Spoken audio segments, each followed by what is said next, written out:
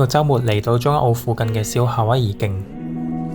嚟到連遠台瀑布同埋小夏威夷瀑布嚟拍流水嘅題材。目的地離市區好近，路況都唔錯，基本上唔使行好耐就到。流水作為拍攝長曝光嘅入門題材，唔使好貴好專業嘅器材，都唔使好高超嘅技巧，成個環境比較穩定，冇乜時間嘅壓力，所以可以慢慢構圖，慢慢影。而長曝光都唔係日常成日會影嘅題材，好容易就會影到同手機完全唔一樣嘅感覺，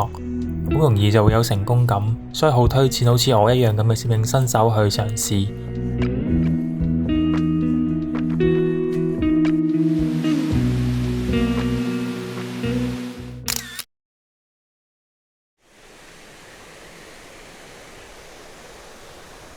對我嚟講，流水題材最重要嘅應該係三腳架。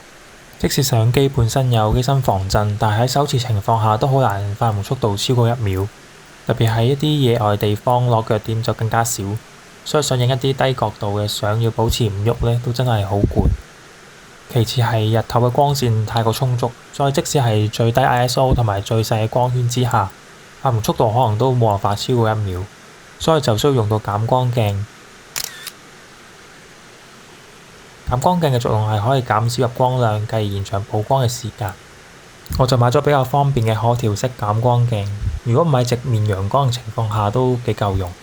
因為想要比較深嘅景深，所以光圈值都要調得比較細。而鏡頭光圈去到 F22左右，畫質就開始明顯下降。所以我通常調到光圈去到 F11至 F16之間，曝光時間大概係5到15秒左右。咁嗰日學到嘅其中一個心得就係長曝光下流水顏色比較白。如果喺正常曝光下，可能顯得太有光，所以可以減少少曝光嚟突顯流水嘅細節。以上講嘅呢啲參數其實都只係參考，最重要就係發揮你自己嘅創意去探索唔同嘅 setup 啦。我喺同一個角度影咗兩張快門速度係60/1秒同埋10秒嘅相嚟比較，可以見到喺10秒快門下，瀑布嘅質感就變到好似好連貫嘅絲一樣。陽光呈現嘅形式都完全唔同，變成好似一啲光線狀嘅物體咁，而啲流水就好似變成霧咁，好似雲一樣嘅感覺。喺另一組對比圖，可以見到長曝光令到個水面變得好平滑，好似湖面一樣嘅感覺。但因為曝光時間太長，所以樹葉有少少俾風吹到有啲模糊，咁所以大家都係按場景按自己需要去調整個參數啦。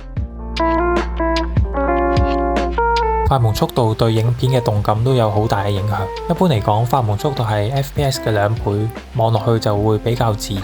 如果想喺大晴天影到比較明顯嘅動態模糊，其實都可以用到減光鏡。喺3段唔同快門速度嘅片嘅對比下，可以好明顯感受到動態模糊帶嚟嘅影響。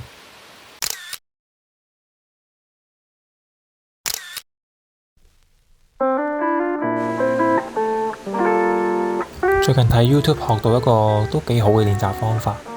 就係揾到一個唔錯嘅拍攝對象，然後就慢慢嘗試圍繞住個對象嚟影，